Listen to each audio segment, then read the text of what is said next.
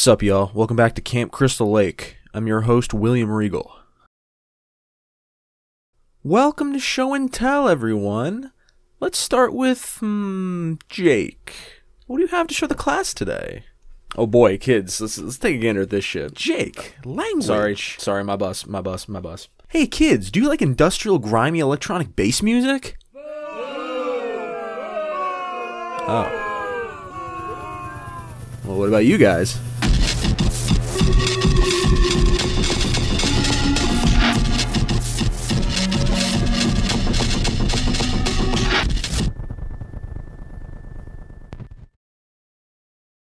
What is up? Welcome back to the less famous Frank Jeffsy. That intro was, kind of silly and quirky, but also a good context tool for me because I am going to be kind of doing a show and tell segment here. My goofy ass has stumbled upon, once again, an album that I'd like to talk to you about, sit down, write the script, turn on my microphone, edit the video, turn on my little green screen, sunrise, sunset. Usually I'm more lock and key when it comes to subject matters I talk about on the channel, keep it close to the chest so when it does eventually drop, people are completely surprised about the subject matter. But I let it slip here and there. I do have a question. What are some relatively unknown albums from this year that, you think people should check out? It doesn't have to be from this year. It can be from the last few years. I gotta go through my... Here's one that there's a chance I might be making a video on, so I'll kind of drop that here for you right now. Oh. The artist is called SD Laika, and the album is That's Harakiri. The album cover I was immediately intrigued by, and then I listened to the music, and I don't want to spoil what the music is, because I have not talked about it on my Patreon,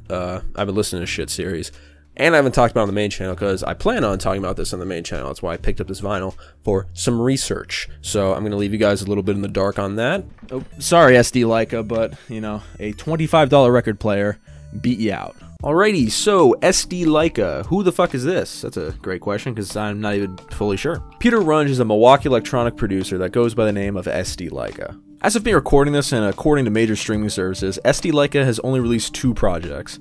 Unknown Vectors EP, released in 2012, and the project we will be talking about today, That's Harakiri. While I was looking around, I found somebody on Bandcamp that perfectly described this record as post-club. Literally perfect, fucking hammer in the nail. This record turned a lot of heads when it was released on April 28th, 2014 via Triangle Records. People were fucking with this thing heavy when it released. Review sites were handing out 7 out of 10, 8 out of 10, 9 out of 10 like they were going out of style. And if so far in this story no names have jumped out at you, try this one on for size.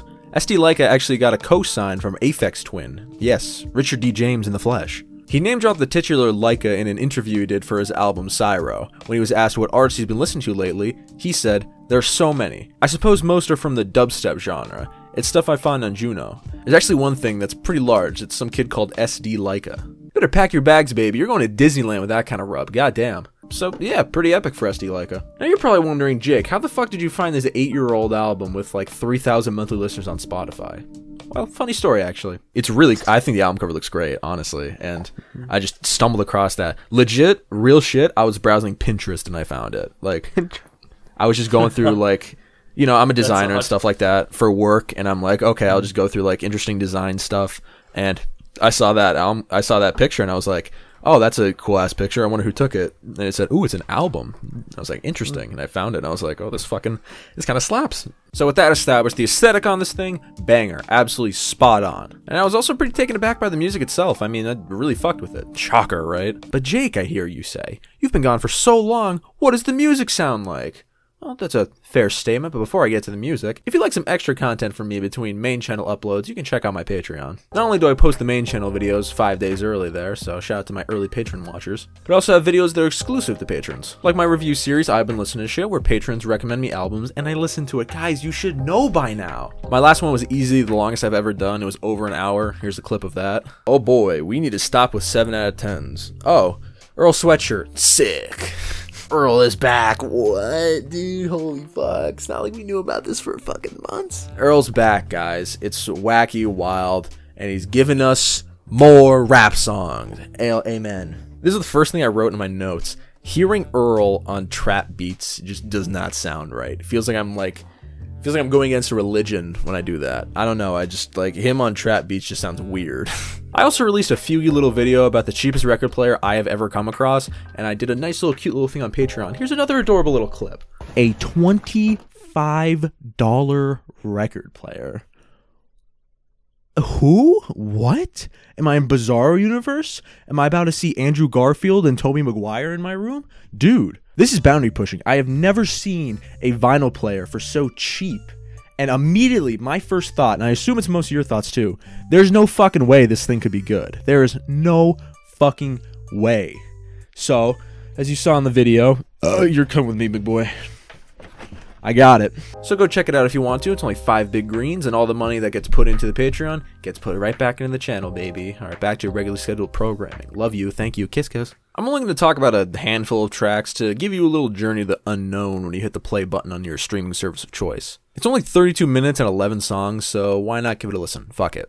The intro song Peace is perfect. It's a stressful, tension-packed opener, a swelling intro that sounds like it's ready to burst. The manipulation of field recording gives me this sinister tone. It's a great short peek into what the album will become. Great God Plan continues the tone and the vibe of the opener, but with these distorted industrial drums, with these bass swells and synth chords that make the music sound gigantic. This is a song I find myself always coming back to just for one-off listens, so if you're kind of on the fence about this, I'd say check Great God Plan out. Huh, God Plan, Drake, am I right? Yeehaw, a whole lot of lover boy. What? On the track Meshes, after some static white noise, we're greeted with a cyberpunk electric guitar-like lead. And this almost pots and pans like percussion over the synthesizer, along with these trap hi-hats, sound like something that could easily score a bank heist or a car chase scene in a movie. I could see it almost perfectly. You Were Wrong is definitely a moment in the track list that raised my eyebrow, but in a good way. It caught me so off guard because this was our first like real instrument. It was like an old vintage piano or one of those things that people play in the circus, like, you know, the classic clown noise. This sounds absolutely insane, probably the most insane sounding on this record, like an actual mental breakdown.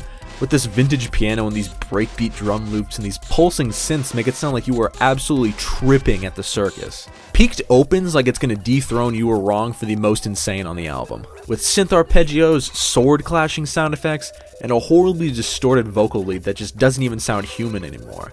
But as the track goes on, the insanity slowly gets taken out piece by piece until there's just a very lush pad in the background. It was very disarming for me after the assault that I've experienced this entire album. It was funny how I thought it was going to beat out You Were Wrong for the most insane, but it won the most insane for a different reason. It was the most insanely different. The final track, Precessing, is probably the most danceable on here, but you know, take that with a grain of salt because nobody's busting down to a song where this is the album cover. The drums seem like a deconstructed and manipulated take on trap percussion, and these constant swelling arpeggios only to leave me blue-balled as the drums fade away. The synths cool down, and a slight faint electronic frequency can be heard as that's how Harakiri ends. This was a really cool auditory experience with great detailed, distorted, blown out, and almost melting percussion. And something I think would be a banger for anyone who could fuck with this electronic music / drum and bass.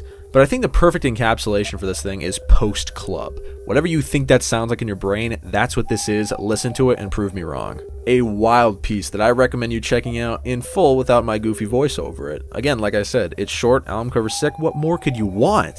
What? If you still think Little Ol' Me isn't based enough for a solid recommendation, Aphex Twin liked this shit. He's like Jesus of electronic music. I guess that'd make SD Laika Mary Magdalene, I guess. Wait, no, that's FKA Twigs. She's Mary Magdalene. If you would like to support SD Laika, all his stuff is on Bandcamp. I'll leave links to that in the description. And there was a vinyl made of this thing, you know, obviously. If you'd like to go pick that up, but as of me recording this, it says it's out of stock, so just keep an eye out for that repressing. Shout out to Google and Wikipedia, my absolute best friends, and SD Laika as well. Bit of a shorter video, just did like an artist showcase that I was really fucking with. Because I'm working on some new stuff for the channel, new videos, new locations, and I'm hyping up a little bit, and I've been hyping up something big for the channel, because I'm very excited about where this can go, so, you know. In due time, it will release, but, you know, give me some time. It needs a little bit more time, in the oven. So if you see me standing in front of a green screen or uploading some more unusual content, don't say I didn't warn you. Join me next video where I see if I change my video format. Spoiler alert, probably will. But with that said, go check out SD Laika. Shout out to everyone who's been supporting the channel on Patreon. I recently reopened the Discord. It's been open, but I'm stupid. I put the wrong link. That's my bad, but I'm trying to breathe a new life into it, so that's my goal of 2022. Thank you, my patrons, and as long as you remember that Laika was the dog that the Russian shot into space, then you're good to go. So thank you for watching. I appreciate it, and y'all know the drill. Have a pleasant day.